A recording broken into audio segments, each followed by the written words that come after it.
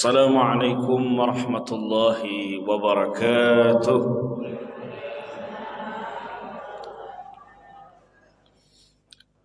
Alhamdulillah, assalatu wassalamu ala rasulillah Sayyidina Muhammad ibn Abdullah wa ala alihi wa sahbihi wa man tabi'ahu wa mawalah, amma ba'd.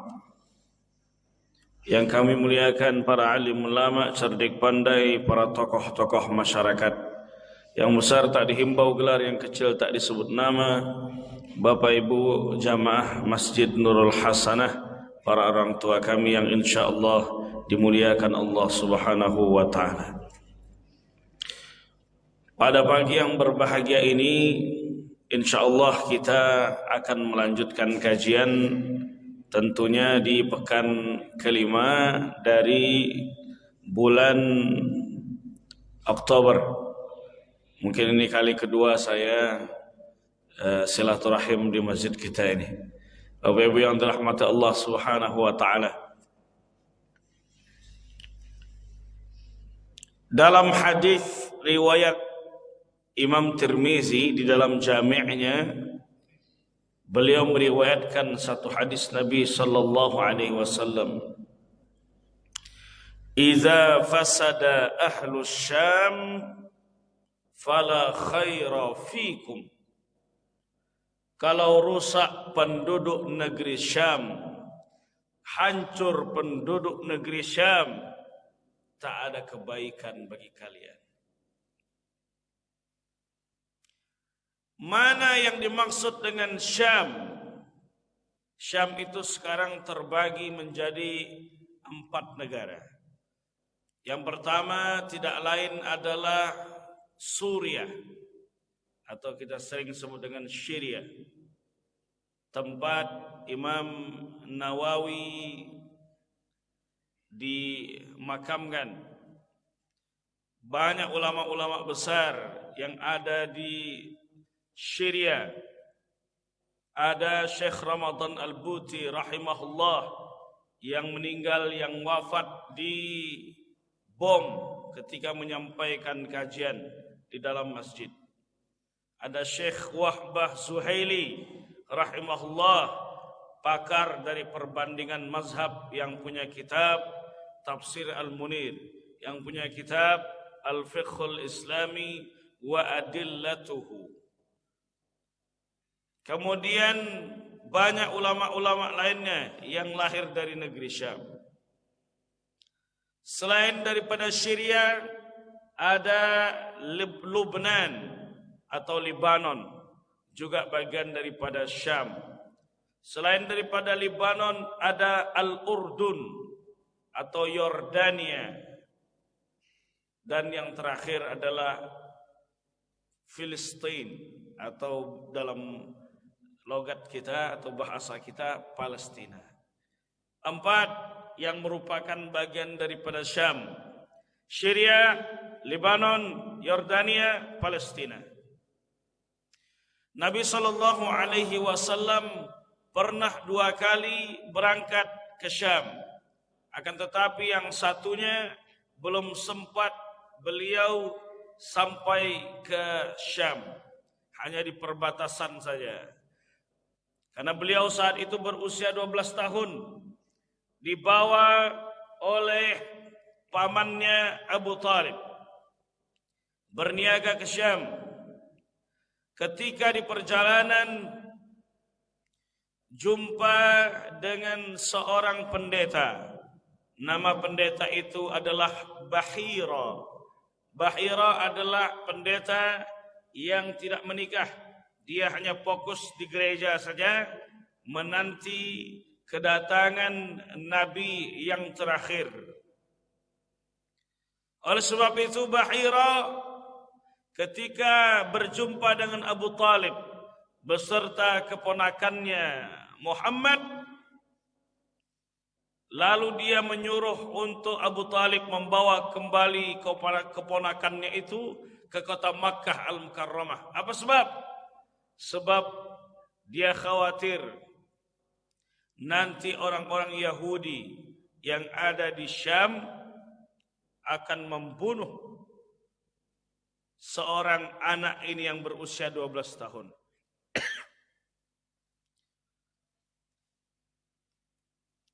Dari mana engkau tahu? Dari mana engkau tahu, kata Abu Talib, bertanya kepada Bahira, bahwa ini akan menjadi nabi yang terakhir. Apa kata Bahira? Dijelaskan di dalam hadis. Lamma nazaltum minal aqabah, ketika engkau beserta keponakanmu sampai atau keluar dari Aqabah, ma ra'aitu syajaran wala ajaran, aku tak melihat pepohonan dan bebatuan illa kharra sajidan, kecuali sujud kepada anak ini, wala yasjudani illa linabiyyin, dan mereka tidak akan sujud kecuali kepada seorang nabi. Dan Bahira tahu dari orang-orang sebelum mereka, as-sabiqun, orang-orang sebelum mereka, orang-orang sebelum Bahira, artinya pendeta-pendeta terdahulu yang masih menyimpan sanad yang masih utuh, sanad yang masih benar dari At-Taurah dan Injil. Karena dalam Taurat dan Injil, Bapak Ibu sekalian, isinya tidak lain adalah untuk bertauhid kepada Allah Subhanahu wa taala. Dan di dalam Taurat dan Injil itu juga disebutkan bahwa nanti akan datang nabi terakhir, serta disebutkan ciri-cirinya dan namanya tidak lain adalah Muhammad sallallahu alaihi wasallam. Akan tetapi sekarang kan sudah berubah, sudah terjadi tahrif, sudah terjadi perubahan, amandemen di dalam kitab-kitab mereka. Itulah sebabnya kita tidak boleh lagi, sudah diharamkan menikahi ahlul kitab. Dulu masih boleh menikahi ahlul kitab, orang Yahudi dan orang Nasrani, ketika ajaran mereka itu masih benar, ketika ajarannya masih boleh, masih harus menyekutukan, masih harus mengesahkan, mentauhidkan Allah. Lalu ketika berubah, maka sudah tidak boleh lagi mengikuti ajaran mereka dan menikahi ahlul kitab. Haram hukumnya menikahi ahlul kitab. Dulu mereka mentauhidkan Allah.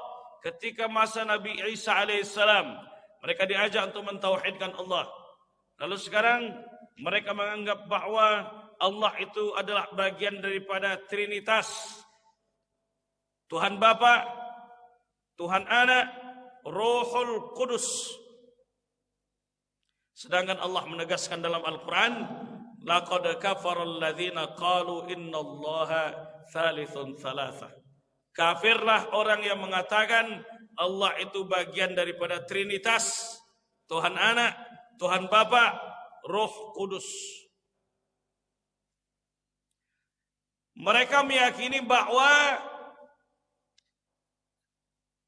Nabi Isa itu bapaknya adalah Allah, atau mereka sebut dengan Allah.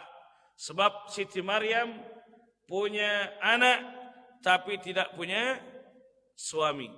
Secara logika Bapak Ibu, kalau ada anak tentu ada ibu dan ada ayah, betul? Tapi ini kondisinya tidak demikian.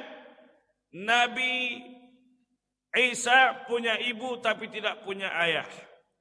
Kok bisa demikian? Ya, dalam Islam ini Bapak Ibu sekalian, ada yang bisa diterima oleh akal, ada yang tidak bisa diterima oleh akal. Ketika tidak bisa diterima oleh akal, bukan berarti ajaran itu tidak masuk akal, tapi akal manusia amat sangat terbatas.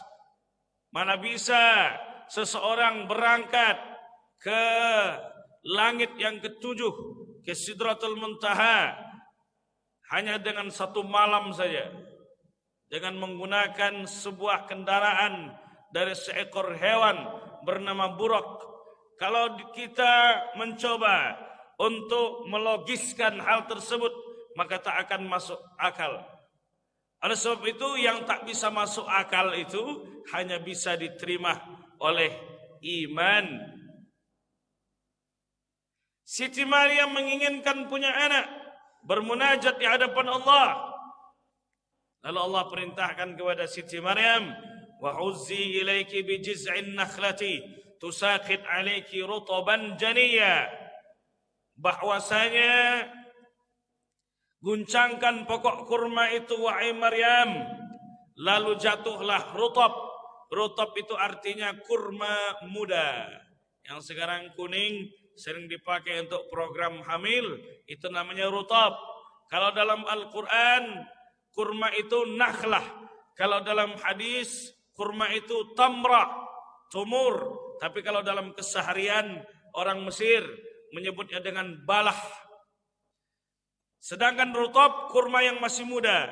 Kurma itu diguncangkan, jatuh, lalu Siti Maryam hamil dengan izin Allah Subhanahu wa ta'ala. Itulah kenapa filosofi orang yang makan kurma muda meyakini bahwa dengan mengkonsumsi kurma muda itu bisa memiliki keturunan.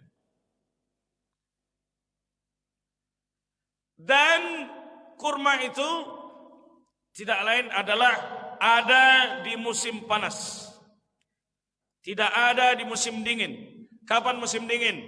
Musim dingin November, Desember, Januari, Februari. Itu musim dingin. Sedangkan musim panas dari mulai April, Mei, Juni, Juli, Agustus. Itu musim panas. Itu dalil ilmiah bahwa Nabi Isa alaihissalam tidak dilahirkan di bulan Desember. Karena bulan Desember tidak ada kurma. Kami tak pernah nengok musim dingin itu ada kurma yang berbuah. Pohon kurma tidak berbuah di musim dingin. Oleh sebab itu Bapak Ibu, Nabi Isa alaihissalam adalah lahir dari ibunya Maryam. Dan Maryam tidak punya suami. Hanya Allah Subhanahu wa ta'ala menunjukkan kuasanya. Nah, tapi sekarang yang jadi masalah, banyak orang yang mau menandingi Siti Maryam. Punya anak tapi tidak punya suami. Ya Pak. Artinya mencoblos sebelum hari H. Itu tak boleh, tak sah kan? Boleh tak kita mencoblos sebelum hari H 2024? Tak boleh. Akhirnya terjadi hamidun, hamil di luar nikah. Ketika hamil di luar nikah itu takut, malu nanti ketahuan oleh orang, ketahuan oleh masyarakat. Sah atau tidak saat kondisi hamil dinikahi. Dalam mazhab Syafi'i dikutip oleh Syekh Wahbah Zuhaili dalam Al-Fiqhul Islami wa Adillatuhu, pernikahannya sah. Walakin ma yatarattabu 'alaiha, tapi akibat-akibat yang akan ditimbulkan itu yang amat sangat besar resikonya. Pertama, anak tersebut tak boleh dinisbatkan bin dan bintinya kecuali kepada emaknya saja karena dia tidak punya sosok ayah. Yang kedua, kalau seandainya nanti dia punya, setelah menikah, punya abang, lahir lagi, punya adik maksudnya, tak ada yang boleh menjadi wali bagi dia kecuali wali hakim. As-sultan waliyun liman la waliyalah. Wali hakim adalah wali bagi yang tak punya wali. Maka wali dia hanya wali hakim saya dari kantor urusan agama. Tak ada yang boleh menjadi wali karena dia tidak punya silsilah nasab. Yang ketiga, haram menerima harta warisan. Itulah beberapa akibat yang ditimbulkan. Oleh sebab itu Bapak Ibu, masalah menikah ini mesti harus dipermudah. Karena yang jadi masalah sekarang, nikah itu sebenarnya mudah. Yang jadi masalah gengsinya. Karena ini setiap kali kajian dengan anak-anak muda, selalu itu yang ditanyakan. ini Pak Ustadz belum diterima kami ketika maju ke rumah calon mertua ini. Apa sebab? Ya penghasilan tak seberapa, tak bisa untuk melaksanakan akad nikah, resepsi pernikahan di Novotel. Tak ada duitnya belum. Akhirnya tak diterima. Bapak Ibu, kalau seandainya nikah ini dipersulit, akhirnya yang murah adalah perzinahan. Nikah ini mahal. Yang murah itu check-in 200.000. Akhirnya terjadilah apa yang terjadi. Na'udzubillah min dzalik. Kita kembali ke topik. Syam, tempat di mana baginda Nabi sallallahu alaihi wasallam berniaga, membawa harta Khadijah sebelum dia menikah, membawa harta Khadijah dengan sistem murabahah, didampingi oleh Maisarah saat pergi ke kota Syam, membawa harta dagangan dari Makkah Al-Mukarramah. Nabi Muhammad terkenal dengan Al-Amin, terpercaya. Kenapa diutus Maisarah untuk mendampingi? Supaya membuktikan betul tak Nabi Muhammad ini seorang yang jujur, seorang yang amanah, seorang yang baik, lembut hati, baik akhlak. Maka dibawalah ke kota Syam barang dagangan itu. Belum sehari dagangan itu sudah habis ketika sampai di Syam. Apa sebab? Sebab Nabi itu adalah sosok yang samhan fis syira wa sam'an fil bai'. Nabi itu mudah menjual, mudah pula membeli. Jadi kalau seandainya Nabi itu ditawar sekian, walaupun untungnya tak seberapa, dijual oleh Nabi. Begitu pula ketika membeli. Rasulullah sallallahu alaihi wasallam itu kalau membeli sesuatu itu tak banyak tawarnya. Sebab kalau ada keuntungan dari situ bagi seorang penjual, itu adalah sedekah bagi seorang pembeli. Ada unsur sedekah di situ. Tapi kita tidak tahan, kita mutar-mutar pasar itu untuk menawar harga, untuk mencari harga yang seperti biasa, padahal bedanya cuma 1.000. Beli daging di sini harganya 151.000, mencari harga seperti biasa daging sekilo 150.000. Keliling ternyata sama semua 151.000 sekilo. Padahal Bapak Ibu, duitnya itu untuk anak dia sekolah, duitnya itu untuk beli baju hari raya dia. Kita belanja di Indomaret, Alfamart tak pernah tawar kan? Kenapa sesama muslim harus ditawar sampai dipres betul harganya? Padahal untung dia pun tak seberapa.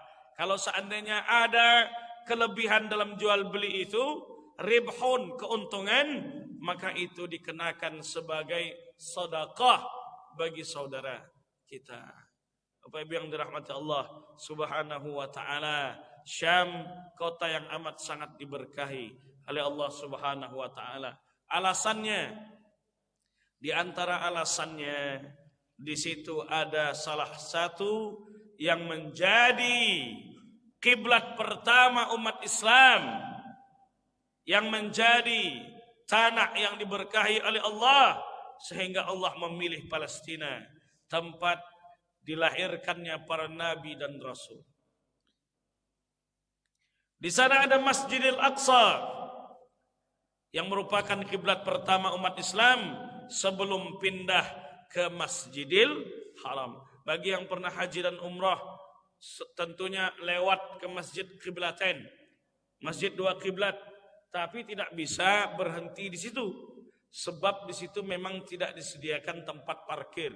Makanya jamaah umrah perang Khandaq, kemudian Masjid Qiblatain itu tak berhenti, berhentinya cuma di Jabal Uhud, kemudian Masjid Quba, kemudian Pasar Kurma. Sebenarnya bukan kebun kurma itu, pasar kurma. Sebab di situ hanya orang jualan kurma, tak ada kurma, pohon kurmanya tak berbuah. Jadi cuma pasar kurma saja. Yang belum sempat untuk berangkat umrah dan haji, semoga Allah segera panggil ke kota suci Makkah Al-Mukarramah. Amin ya rabbal alamin. di Masjidil Aqsa. Masjidil Aqsa adalah tempat yang amat sangat diberkahi. Masjid Qiblatain. Qad nara taqalluba wajhika fis sama' falanwalliyannaka qiblatan tardaha. Kata Allah, sesekali kami melihat engkau wahai Muhammad menengadah ke atas kepalamu, maka kami palingkan engkau kepada kiblat yang engkau sukai, kiblat yang engkau inginkan. Tidak lain adalah Nabi Muhammad. Saat itu dalam riwayat dikatakan dalam salat zuhur beliau dipalingkan ke Masjidil Haram, sehingga beliau tidak lagi salat menghadap Masjidil Aqsa. Dulu Masjid Quba, masjid yang pertama kali dibangun oleh Rasulullah, di situ beliau masih menghadap Masjidil Aqsa. Dan sekarang pun sudah berubah, tentunya menghadap ke Masjidil Haram. Itu merupakan isyarat dari Rasulullah sallallahu alaihi wasallam. Karena kalau seandainya kiblat kita yang pertama itu, kiblat kita yang aktif sekarang masih ke Masjidil Aqsa, bagaimana perasaan kita ketika kiblat itu diperebutkan antara Zionis, antara Yahudi dengan kita umat Islam, dan kita tidak akan pernah bisa tenang hidup ketika Masjidil Aqsa diperebutkan, dijajah oleh Zionis laknatullah alaihim ajma'in. Nabi pernah menegaskan dalam hadisnya, la tushaddur rihal, janganlah kalian punya keinginan berpergian jauh illa ila thalathati masajid, kecuali ketiga masjid saja. Masjidil Haram, kata Rasulullah, ke Masjidil Haram, wa masjidi hadza, yaitu ke Masjid Nabawi, dan yang ketiga adalah wa Masjidil Aqsa, ke Masjidil Aqsa. Salat di Masjidil Haram pahalanya khairun min mi'ati alfin mimma siwa, lebih baik 100.000 kali lipat lebih baik daripada salat di tempat lainnya. Baca Quran di Masjidil Haram 100.000 kali lipat lebih baik daripada baca Quran di tempat lainnya. Sebaliknya, bermaksiat di kawasan haram itu dosanya juga 100.000 kali lipat dibanding bermaksiat di tempat yang lain. Apa ada kemaksiatan di Masjidil Haram? Ada. Tengoklah orang-orang yang menjadi calo mencium Hajar Aswad. Jadi kalau seandainya mencium Hajar Aswad itu dia panggil, dipanggilnya, Bu, mencium Hajar Aswad, kami bantu. Ketika dibantu memang lancar, memang mudah, karena mereka rombongan itu membuat pagar betis. Dia tak mau ditanya. Kalau ditanya di awal, berapa emangnya? Tak mau dijawabnya.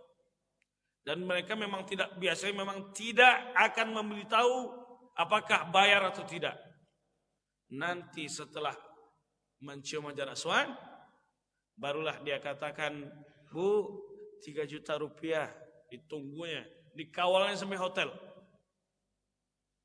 Dikawalnya sampai hotel tuh mesti harus dibayar, ditunggunya di lobi. Itulah sekarang tuh, apa yang bisa diduitkan. Dalam Masjidil Haram tuh mencium Hajar Aswad pun diduitkan. Tak perlu memaksakan untuk mencium Hajar Aswad Bapak Ibu kalau umrah. Sebab Allah berfirman, wala tulqu biaidikum ila tahlukah. Jangan bawa diri kalian kepada kerusakan dengan tangan kalian sendiri. Di situ banyak orang Afrika, banyak orang Afghanistan, lebih besar daripada kita. Bersenggol-senggol, sikut-sikut satu sama lain, memaksakan diri. Padahal kita menggunakan pakaian ihram. Itu terjadi. Orang menggunakan pakaian ihram, diharamkan dia menggunakan celana dalam. Ketika dia memaksakan mencium Hajar Aswad, tertariklah kain ihram itu. Nampaklah apa yang nampak.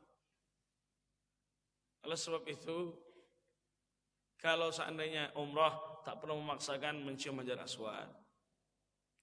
Kata Sayyidina Umar bin Khattab, inni a'rifu annaka ajaran la tadurru wa la tanfa'.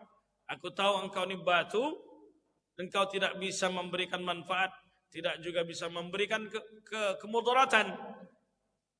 Laula anni ra'aitu Rasulullah sallallahu alaihi wasallam yuqabbiluka ma qabbaltuka. Kalau bukan karena aku melihat Nabi pernah mencium engkau, aku pun tak akan mencium engkau. Dalam hadis Al-Hajarul Aswad nazal al-Hajarul Aswad minal jannah wa huwa ashaddu bayadan minal laban. Hajar Aswad itu batu turun dari surga. Sebab Nabi Adam alaihissalam rindu dengan surga. Ketika dia diturunkan ke dunia, dia rindu dengan surga. Lalu fasawwadathu khataya bani Adam. Karena keturunan Nabi Adam ini banyak berbuat dosa, lalu dia ikut menyentuh-nyentuh daripada Hajar Aswad, sehingga dia berubah menjadi putih, menjadi hitam, disebabkan dosa manusia. Jadi Hajar Aswad itu bukan cangkang semua batu besar itu, tidak Bapak Ibu. Dia batu-batu kecil saja yang ditempelkan ke dalam batu yang besar. Di dalamnya kalau kita terawang, itu ada batu-batu kecil, itulah Al-Hajar Al-Aswad. Bapak Ibu yang dirahmati Allah Subhanahu wa taala. Kemudian tempat yang memang kita mestinya untuk mengunjungi itu adalah Baitul Maqdis, Masjidil Aqsa, tempat yang menjadi saksi hijrah, saksi Isra dan Mi'rajnya baginda besar Muhammad sallallahu alaihi wasallam. Salat di Masjid Nabawi 1000 kali lipat, salat di Masjid Al-Aqsa 500 kali lipat. Hadis riwayat Ibnu Majah, seorang sahabat bertanya kepada Rasulullah, diriwayatkan oleh Abu Zar Al-Ghifari. Apa kata sahabat? Ya Rasulullah, aftina fil Baitul Maqdis. Wahai Rasulullah, beritahu kami tentang apa itu Baitul Maqdis. Kemudian Nabi sallallahu alaihi wasallam menjawab, huwa ardul mahsyar wa ardul mansyar. Dia adalah tempat nanti manusia akan dikumpulkan. Jadi padang mahsyar kita di mana? Padang mahsyar kita adalah di Palestina. Wa mansyar, tempat itu juga nanti di mana kita manusia akan dibangkitkan. U'tuhu, kata Nabi, datanglah ke sana, fasalli fiha, salatlah di dalamnya, dan pahala salat di dalamnya dalam hadis ini menyebutkan bahwa khairun min alfi salatin fima siwah, 1000 kali lipat. Sebagian ulama mengatakan, sebagian riwayat mengatakan 500 kali lipat, sebagian riwayat lain mengatakan 1000 kali lipat dibanding salat di masjid yang lain. Akan tetapi PBB sudah membagi masjid itu menjadi untuk 2 agama. Jadi tempat yang menjadi tempat yang dikultuskan bagi 2 agama. Yang pertama adalah bagi orang-orang Yahudi, yang kedua adalah bagi umat Islam. Baitul Maqdis, Masjidil Aqsa adalah tempat yang amat sangat diberkahi. Karena Allah Subhanahu wa taala berfirman, "Alladzi barakna haulahu." Bahwa Masjidil Aqsa itu kami berkahi sekelilingnya. Dan keberkahan itu Bapak Ibu tidak pernah dicabut oleh Allah Subhanahu wa taala, sehingga sampai hari kiamat keberkahan itu tak dicabut. Dan itulah alasan bagi penduduk Palestina yang berjumlah 3,5 juta orang tidak mau hijrah meninggalkan Palestina.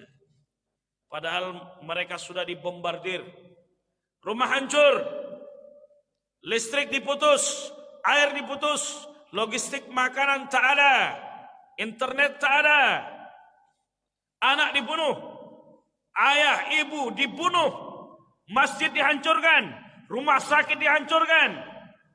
Apakah mereka meninggalkan Al-Aqsa? Apakah mereka meninggalkan Palestina? Bagaimana kalau seandainya kondisi kita demikian? Apakah kita akan tetap tinggal di tanah air kita? Atau kita akan meninggalkan tanah kelahiran kita? Karena Gaza itu luasnya hanya 360 km.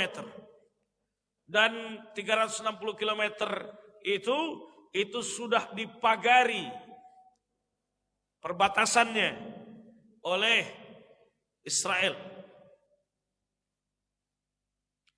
Mereka juga ditawarkan kehidupan yang mentereng. Kami berikan kalian hidup yang lebih mewah, tapi tinggalkan Palestina. Dan mereka sama sekali tidak meninggalkan Palestina, karena di situ ada ulal qiblatain, kiblat pertama umat Islam.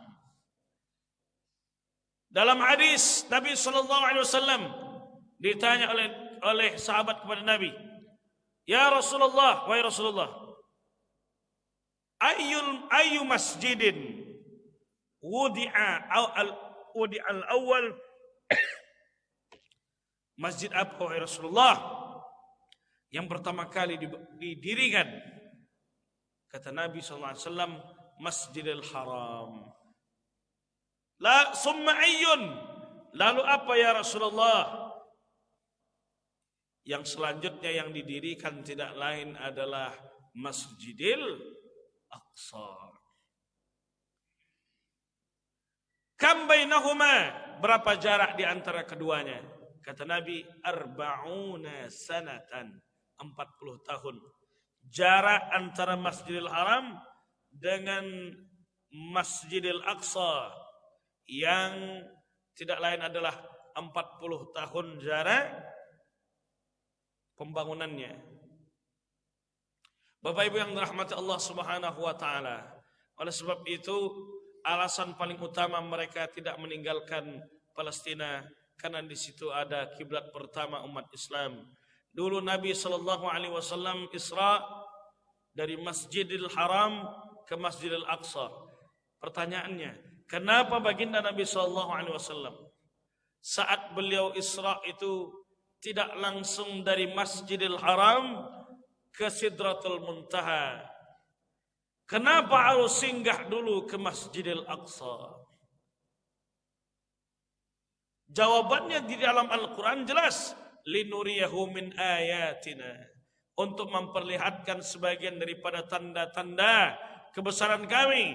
Itulah Nabi SAW. Kenapa beliau sebelum sampai ke Sidratul Muntaha diajak dulu datang ke kota Yathrib. Yathrib itu nama lain dari kota Madinah Al-Munawwarah. Beliau diajak ke sana oleh Jibril, diberitahu, wahai Muhammad, di sinilah nanti engkau akan tinggal, di sinilah engkau nanti akan dimakamkan. Lalu beliau diajak ke Baitul Maqdis, ke Palestina, dan di situ Rasulullah sallallahu alaihi wasallam mengimami para nabi dan rasul. Berapa jumlah nabi disebutkan dalam hadis? 124.000. Berapa jumlah rasul? Jumlah rasul 313. Tapi kenapa yang disebutkan dalam Quran yang wajib diketahui oleh kita hanya 25? Karena yang hanya disebutkan oleh Quran secara sharih, disebutkan secara lafaz, nama Nabi itu hanya 25. Maka itulah yang wajib kita imani, yang wajib kita ketahui. Khidir diceritakan dalam Al-Kahfi, tapi Nabi Khidir tidak wajib untuk kita imani. Sebab dia tidak, kenapa dia tidak masuk di golongan 25 itu menjadi 26? Sebab tidak disebutkan namanya di dalam surat Al-Kahfi. Padahal ada cerita Nabi Khidir di situ dengan Nabi Musa alaihi salam. Bapak Ibu yang dirahmati Allah Subhanahu wa taala, Allah menyebutkan dalam Al-Qur'an, minhum man qasasna 'alaik wa minhum lam naqsus 'alaik. Jadi sebagian daripada nabi itu tidak kami ceritakan, sebagian kami ceritakan. Saya pernah berziarah ke makam Nabi Daniel yang ada di Iskandariah, Alexandria, Mesir. Makamnya langsung berada di sebelah daripada makam Luqmanul Hakim, Ahlul Hikmah, yang di dalam Quran itu ada nama satu surat, Luqman, dimakamkan di sebelah daripada Luqman. Luqman bukan nabi karena dia tidak diwahyukan, dia hanya Ahlul Hikmah. Nabi Daniel orang tak tahu, ya memang tidak tersohor, tidak masyhur namanya, tapi dia juga adalah bagian daripada nabi yang merupakan nabi keturunan dari Bani Israel. Ada nabi yang dibunuh oleh Yahudi, namanya Nabi Yesaya, dan asing di telinga orang-orang mungkin yang tidak mendengar bahwa ada seorang nabi namanya Yesaya. Baitul Maqdis, saksi bisu nabi, mengimami para nabi dan rasul. Sekarang yang jadi pertanyaan, para nabi dan rasul ini sudah wafat. Karena Rasulullah SAW adalah nabi terakhir, khatamun nabiyyin. Bagaimana mungkin nabi bisa mengimami orang yang sudah wafat? Maka jawaban para ulama yang pertama adalah yang diimami itu tidak lain merupakan isyarat saja. Artinya roh itu diantarkan oleh Allah Subhanahu wa taala ke Masjidil Aqsa. Sedangkan pendapat jumhur para ulama bahwa Nabi sallallahu alaihi wasallam itu mengimami nabi dan rasul ruhan wa jasadan, roh dan jasad. Jadi mengimami Nabi Yusuf, Nabi Yakub, Nabi Ismail dan nabi-nabi yang lainnya tidak lain adalah roh dan jasad mereka ada di Masjidil Aqsa. Loh, bagaimana? Kan mereka sudah dimakamkan di dalam kubur.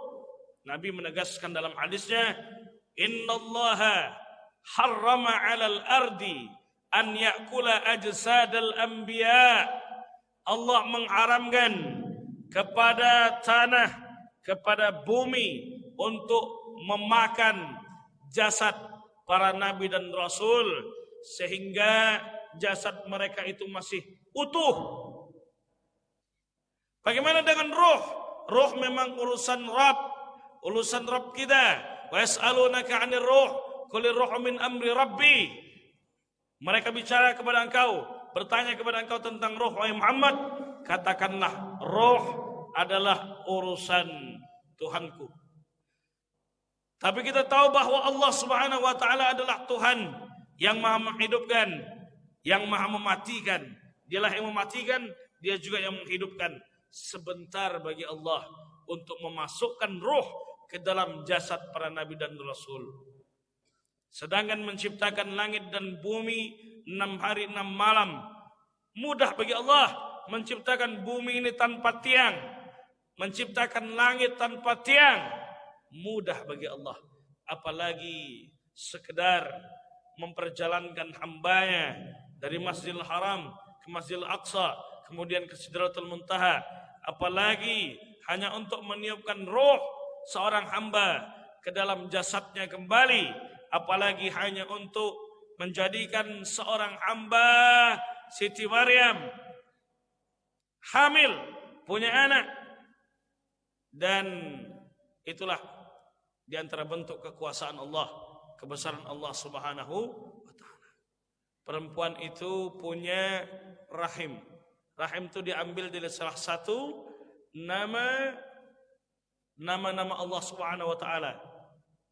Rahim, yang Maha Penyayang. Tapi Bapak Ibu sekalian, rahim itulah yang tidak bisa diciptakan oleh manusia. Sehebat apapun teknologi, tak akan bisa menciptakan rahim sampai hari kiamat. Itulah sebabnya Lucinta Luna itu sampai hari kiamat tak akan menahamil. Apa sebab? Sebab rahim itu adalah diambil dari nama Allah Subhanahu wa taala. Allah lah yang menganugerahkan kepada para wanita. Jadi itu adalah urusan Allah, hak prerogatif Allah. Subhanahu wa ta'ala. Kata guru kami Profesor Dr. Jamal Faruq dalam khutbahnya, beliau membicarakan tentang Al-Aqsa. Apa kata beliau? Bahwa Al-Masjid Al-Aqsa afdalu biqa'il ardi alladhi kana fihi barakah. Masjid Al-Aqsa itu adalah masjid yang sekelilingnya terdapat keberkahan dari Allah Subhanahu wa taala. Yang dimaksud dengan berkah itu, kata Imam Al-Ghazali, ziyadatul khair ba'dal khair, kebaikan yang terus bertambah, kebaikan yang terus mengalir. Jadi kita sering mendoakan orang, barakallahu fiik, semoga Allah memberkahi engkau. Makna memberkahi itu tidak lain adalah memberikan kebaikan-kebaikan yang tidak putus. Keberkahan dalam rezeki, rezeki tak putus. Keberkahan dalam hidup, hidup terasa tenang. Keberkahan dalam rumah tangga, tidak terjadi konflik yang menyebabkan perpisahan. Yang ada adalah sakinah, mawaddah, warahmah.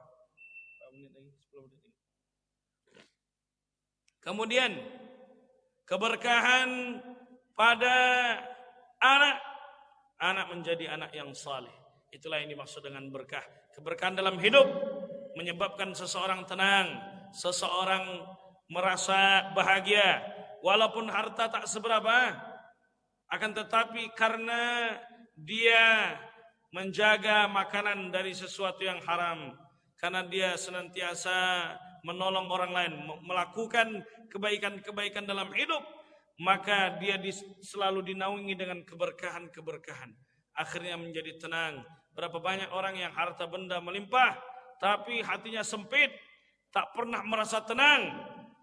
Bahkan tak ada yang bisa dia makan lagi kecuali ubi kayu. Padahal hartanya melimpah miliaran. Itu menandakan bahwa kebahagiaan tidak bergantung kepada harta. Karena banyak orang yang punya harta benda yang melimpah, takut makan daging, takut asam urat, takut diabetes meletus, takut jantung koroner, takut makan daging kambing. Kata orang daging kambing itu Pak mengandung kolesterol, padahal kambing itu tidak mengandung kolesterol. Kambing itu mengandung anak dia. Oleh sebab itu tak perlu kita khawatir makan daging kambing, karena dalam hadis riwayat Bukhari bahwa makanan kesukaan Rasulullah paha kambing. Jadi tak ada kolesterol itu Pak, makan daging kambing. Kolesterol itu kalau sudah dicek di rumah sakit, nanti baru muncul kolesterolnya. Bapak Ibu yang dirahmati Allah Subhanahu wa taala, itu isyarat bahwa kita mesti harus memperhatikan Masjidil Aqsa. Bahwa Nabi Ibrahim alaihissalam pernah mendoakan Palestina dan pernah mendoakan Makkah Al-Mukarramah. Dalam Nuzum Al-Quran, dalam kitab Nuzum Al-Quran dijelaskan ada ayat-ayat yang punya kemiripan, tapi yang dimaksudkan dalam ayat itu berbeda. Satu ayat mengatakan Rabbi ja'al hadza baladan amina. Yang satu pakai tanwin, yang satu lagi pakai alif lam. Rabbi ja'al hadzal balada amina. Yang Rabbi ja'al hadza baladan itu yang dimaksudkan adalah Palestina, tempat di mana Nabi Ibrahim alaihissalam dimakamkan. Nabi Ibrahim dimakamkan di Palestina. Kemudian yang satu lagi Rabbi ja'al hadzal balada, ma'rifah, artinya dikhususkan. Warzuq ahlahu minats tsamarat. Yang dimaksudkan di sini adalah Makkah Al-Mukarramah, di mana Nabi Ibrahim alaihissalam beserta keluarganya datang ke kota Makkah, hijrah ke kota Makkah. Saat beliau ke kota Makkah itu, beliau membangunkan syariat-syariat Allah. Beliau beserta keluarganya itu syariat-syariat haji dan umrah itu tidak lain adalah bersumber dari Nabi Ibrahim alaihissalam. Makanya beliau dikenal dengan Abul Anbiya, bapak para nabi. sebab nasab Nabi Muhammad sampai ke Nabi Ibrahim alaihissalam. Beliau disebut dengan Abu Syariah, bapaknya syariat, sebab syariat dalam Islam ini banyak bermula daripada Nabi Ibrahim alaihissalam dan keluarganya. Syariat khitan dimulai pada masa Nabi Ibrahim, disempurnakan oleh Rasulullah. Syariat kurban adalah keluarga daripada Nabi Ibrahim. Ya bunayya inni ara fil manami anni azba'uka fanzur maza tara. Mimpi dia menyembelih putranya Ismail, lalu Allah gantikan dengan kabsyah, hewan seperti domba yang datang daripada surganya Allah Subhanahu wa taala. Syariat haji, ada sa'i. Sa'i itu artinya usaha. Usaha siapa? Usaha Hajar mencari air. Karena Ismail putranya dalam kondisi kehausan, lari dari Safa ke Marwah, dari Marwah ke Safa sampai 7 kali. Usaha. Maka kalau yang muda-muda itu jalan kaki santai, itu berarti lebih lemah daripada Siti Hajar alaihissalam. Kalau masih muda, kalau seandainya, tapi terkadang saya pun demikian. Kalau membimbing jamaah umrah, tak perlu dipaksakan untuk lari-lari kecil. Sebab kita nih jamaah nih usia berbeda-beda, supaya nanti kalau seandainya selesai dari sa'i tidak terpisah-pisah, payah untuk balik ke hotelnya. Bapak Ibu yang dirahmati Allah Subhanahu wa taala, syariat sa'i dari keluarga Nabi Ibrahim, Siti Hajar. Begitu pula dengan air Zam-Zam. Di kais-kais kaki Ismail itu 15 meter dari Ka'bah.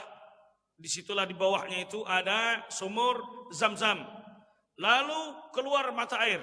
Kata Siti Hajar, Zamzami, Zamzami, berkumpullah air.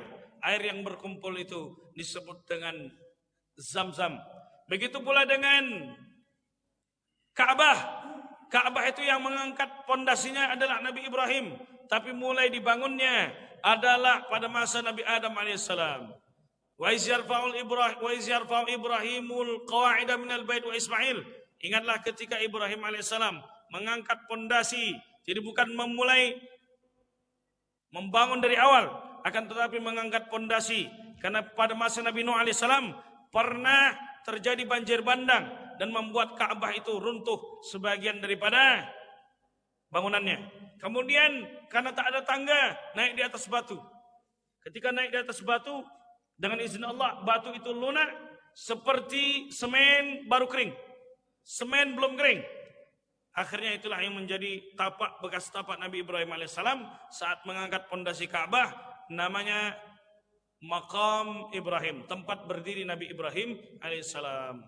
Bapak Ibu yang dirahmati Allah Subhanahu wa taala. Sekarang yang jadi pertanyaan, orang Palestina yang butuh kepada kita atau kita yang butuh kepada rakyat Palestina?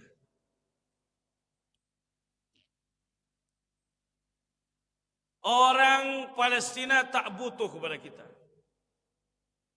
Karena mereka sudah jelas wafat dalam kondisi syahid.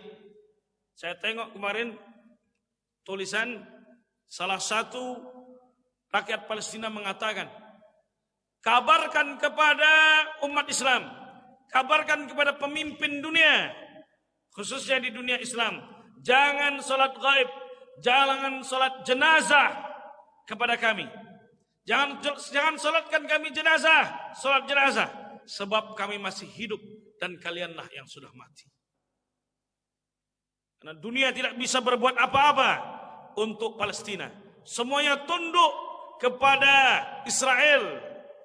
Tak sanggup berbuat apa-apa. Takut. Mereka takut kepada Amerika. Karena Amerika punya nuklir. Karena Israel punya nuklir. Sedangkan negara-negara Islam tak punya nuklir. Mereka takut dengan Amerika. Mereka takut dolar naik dan mata uang mereka jatuh. Itu yang mereka takutkan. Karena yang menjadi tolak ukur suatu negara, setiap negara-negara itu adalah yang digunakan adalah dolar. Mereka takut ekonomi mereka anjlok karena mereka sudah cinta kepada dunia dan takut akan kematian. Hubbud dunia wa karahiyatul maut. Cinta kepada dunia dan takut akan kematian. Maka kita yang butuh kepada rakyat Palestina, sebab merekalah yang menjaga kiblat kita. Merekalah yang menjaga tanah yang penuh dengan keberkahan. Merekalah menjaga saksi bisu, tempat di mana Rasulullah SAW melaksanakan Mi'raj. Mereka menjaga itu dengan apa? Dengan nyawa.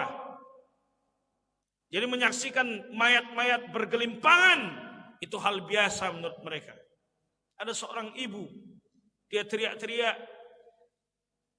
"Istashhada zawji," kata dia, seorang perawat. Ketika banyak manusia yang sedang dalam kondisi meninggal dunia, bergelimpangan di rumah sakit yang memang tidak cukup lagi di dalam, ditaruh di luar. Dia dapati suaminya juga ikut jatuh dari reruntuhan rumah flat yang ada di Palestina itu. Lalu dia katakan, "Suamiku syahid, suamiku syahid," kata mereka. Oleh sebab itu Bapak Ibu sekalian, kita mesti harus mendoakan saudara kita yang ada di Palestina, karena mereka memperjuangkan Baitul Maqdis. Kita harus mendoakan mereka, dan kita mesti harus menanamkan rasa syukur kepada Allah Subhanahu wa taala. Tidak ada sekalipun kita merasa ada tekanan untuk meninggalkan Islam. Tidak ada sekalipun yang membuat kita merasa harus putus asa dari Islam, karena mereka sama sekali tidak pernah berputus asa, tidak pernah meninggalkan akidah, tidak pernah meninggalkan Allah Subhanahu wa taala. Mereka tetap berkata, "Hasbunallah wa ni'mal wakil." Allah lah sebaik-baik penolong. Tak ada yang bisa menolong lagi kecuali Allah Subhanahu wa taala. Hasbunallah wa ni'mal wakil. Maka saya ketika dibacakan salawat asghil tadi, menetes air mata saya. Allahumma salli wa sallim ala sayyidina Muhammad wa ashghiliz zalimin biz zalimin. Ya Allah, sibukkan orang zalim dengan orang zalim saja. Wa akhrijna min bainihim salimin. Keluarkan kami dari mereka sebagai orang-orang yang selamat. Ya Allah, laknatlah Zionis Yahudi, karena mereka telah menghancurkan tanah yang diberkahi oleh Allah Subhanahu wa taala, karena mereka telah membunuh umat Islam yang ada di Palestina. Sabran ya ahlal Quds, sabarlah wahai penduduk Baitul Maqdis, fa inna mau'idakumul jannah, karena sesungguhnya tempat kalian adalah surganya Allah Subhanahu wa taala. Mereka adalah kafir harbi, maka mereka boleh ditumpahkan darahnya. Ketika Hamas mengirimkan roket-roketnya, itu hukumnya boleh dalam Islam, karena mereka adalah kafir harbi. Beda dengan orang yang hidup di tengah-tengah kita yang non-muslim, yang merupakan kafir zimmi, yang mesti dijaga, yang mesti kita hidup berdampingan. Karena Nabi SAW tinggal di Madinah, bergandengan dengan Yahudi Bani Qainuqa, Yahudi Bani Quraizah, Yahudi Bani Nazir, dan Nabi SAW hidup bergandengan. Mesti dijaga. Tapi kalau seandainya sudah mengusir, sudah membunuh, sudah memerangi, itu namanya kafir harbi. La yanhakumullah anil ladzina lam yuqatilukum fid din wa lam yukhrijukum min diyarikum an tabarruhum wa tuqsitu ilaihim. Kalau seandainya orang-orang kafir tidak mengusir kalian, tidak memerangi kalian, berbuat baiklah kepada mereka dan berbuat adillah kepada mereka. Tapi kalau sudah mengusir, sudah membunuh, sudah memerangi, maka perangi kembali. Karena ketika dunia ini semua mengutuk, semua mengecam, apakah Israel berhenti membabi buta untuk membunuh rakyat Palestina? Tidak. Oleh sebab itu, hanya peperanganlah satu-satunya jalan untuk menghadapi Israel. Akan tetapi yang jadi masalah, dunia Islam sudah takut dengan kehilangan dunia, sudah takut dengan Amerika, sudah tunduk kepada Amerika, dan mereka tak akan mau untuk berperang membela Palestina. Terima kasih atas segala perhatian dan mohon maaf atas segala kekurangan. Allahumma ansur إخواننا المجاهدين في فلسطين اللهم انصر إخواننا المستضعفين في فلسطين اللهم رد علينا المسجد الأقصى ردا جميلا اللهم رد علينا المسجد الأقصى ردا جميلا اللهم رد المسجد الأقصى في أيدي المسلمين في أيدينا يا رحمة يا رب العالمين ربنا آتنا في الدنيا حسنة في الآخرة حسنة وقنا عذاب النار وصلى الله على سيدنا محمد وعلى آله وصحبه وسلم والحمد لله رب العالمين والسلام عليكم ورحمة الله وبركاته.